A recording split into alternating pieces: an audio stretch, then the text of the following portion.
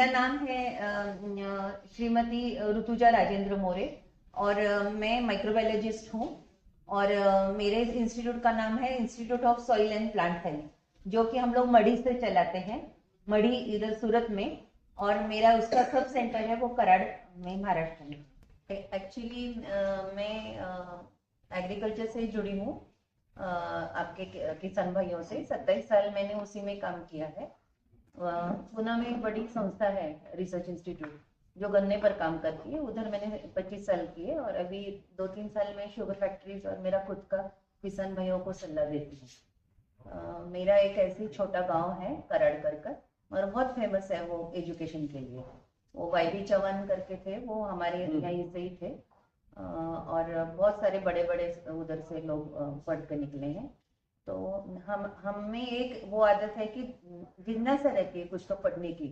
वो हमारा गांव ही ऐसा है जिसने हमें शहर ने पढ़ाने के लिए ज्यादा वो किया है।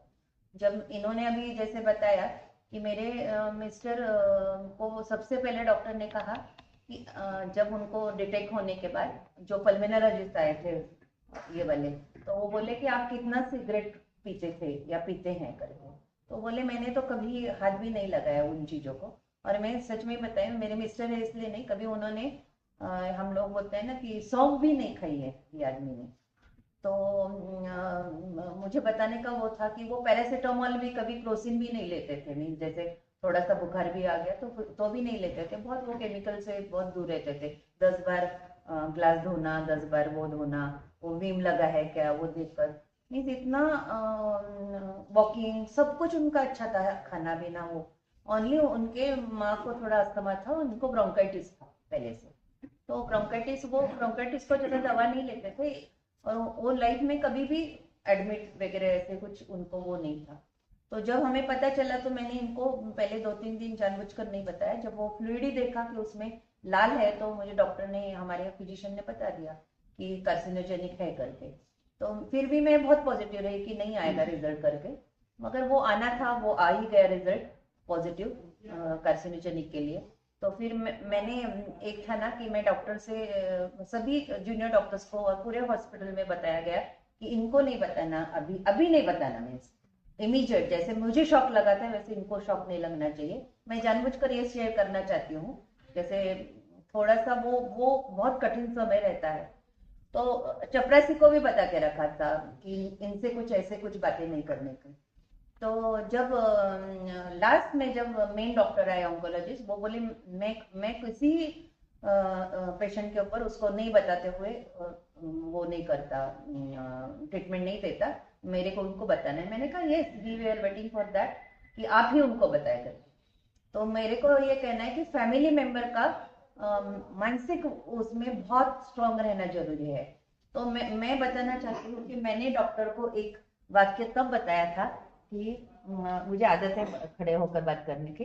तो मैंने डॉक्टर को बोला था कि आप आपके मेडिकल उसमें हिस्ट्री में एक पेपर लिखेंगे, रिसर्च पेपर लिखेंगे, जिसमें मेरे हस्बैंड के बारे में आप लिखेंगे कि 4th स्टेज कैंसर क्योर हुआ कर। तो he told me it's not possible, 4th stage से हम लोग कभी भी क्योर नहीं हो सकते। फिर भी मैंने कहा आई हैव दैट कॉन्फिडेंस, आप जरूर लिखेंगे करके। तो उन्होंने मुझे लिफ्ट में वो चले गए, तो उन्होंने जाते समय मुझे बोला आपने आपकी तरफ देखा है, आप कैसे हो गए हैं।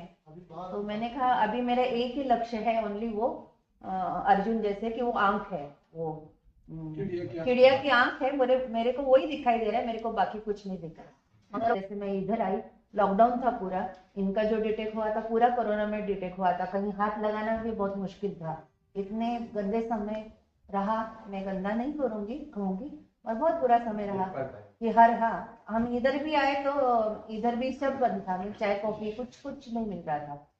हाँ, मेरे एक भाई है गुजरात में, वो मुझे इधर लेकर आए, और हम लोगों ने यहाँ पूरे वनस्पति और वो देखे, तो मुझे फटाफट को रिलेट हो गया कि ये सही जगह हम लोग आए हैं। मैं दिन रात आर्टिकल्स पढ़ती थी, तब मुझे पता चला कि एक नवग्रह आश्रम है। एक मुझे कलकत्ता का पता चला था, ऐसे वो दवाइयाँ देते हैं, मगर उनका थेरेपी कुछ अलग था, डाइट थेरेपी था। मगर इनका जो था वो समूल नष्ट करने का थेरेपी इधर ही हो सकता है। मैंने इधर आने के पहले भी इनके बहुत सारे यूट्यूब चैनल्स के ऊपर देखा, सब कुछ पढ़ाई किया। हम लोग अहमदाबाद से सुबह निकले, इधर हम लोग शाम तक आ गए 7 बजे तक। मैं उधर से फ्लाइट से आई अहमदाबाद तक।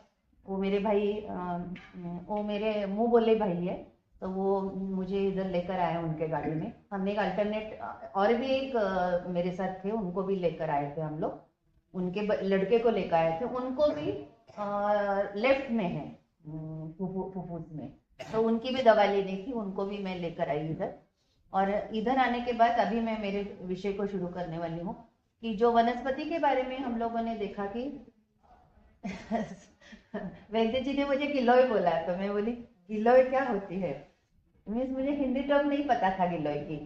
तो बोले ओ मेरी माँ आपको गिलोय भी नहीं पता, चलो आप मैं दिखाती हूँ।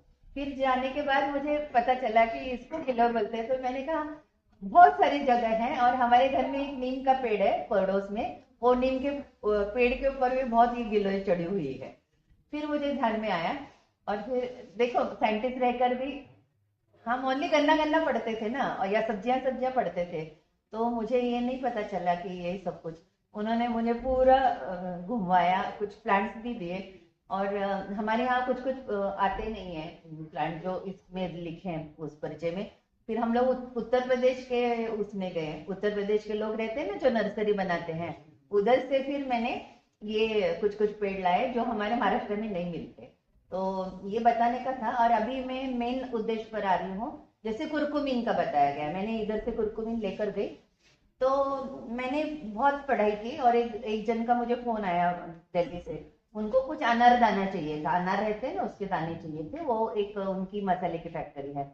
तो मैंने उनसे बोलते बोलते कहा कि आपके पास हल्दी है क्या, हमारे यहाँ हल्दी बहुत अच्छी मिलती है, हमारा सांगली जिला बहुत प्रसिद्ध है हल्दी के लिए। और मैं उनको गाइडलाइन देती हूँ कि ये केमिकल मत डालो, इससे और भी आपको अच्छा मिलेगा, कलर अच्छा ये रहेगा। घाट हल्दी वहीं से आती है। हाँ हाँ जो हाँ आश्रम पे जो घाट हल्दी मिलती है, हाँ, सांगली से ही आती सांगली है। से आते हैं।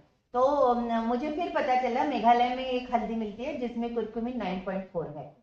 तो फिर मैंने वो हल्दी का, उन्होंने उधर से मुझे भेजा है, जो ये अभी तक हल्दी लेते रहते हैं, दूध में भी डालकर। अभी भी हम जो हल्दी शुरू है वो हम लोगों ने उधर से नहीं, अच्छा है जो मिलती है वो लोग कम से कम, मगर सबसे ज्यादा कुर्कुमिन पूरे इंडिया में हमें मिलता है वो मेघालय के हल्दी में मिलता है, 9.4 है। और इन्होंने भी मुझे बताया था, वो हमारे यहाँ कृष्णा हल्दी रहती है, वही लेनी है आपको, कृष्णा हल्दी जो कि ये दे रहे हैं, क्योंकि इसमें कुर्कुमिन की मात्रा इसमें 4.5 हाँ, के साढ़े ऊपर, चार के साढ़े आसपास चार के ऊपर है।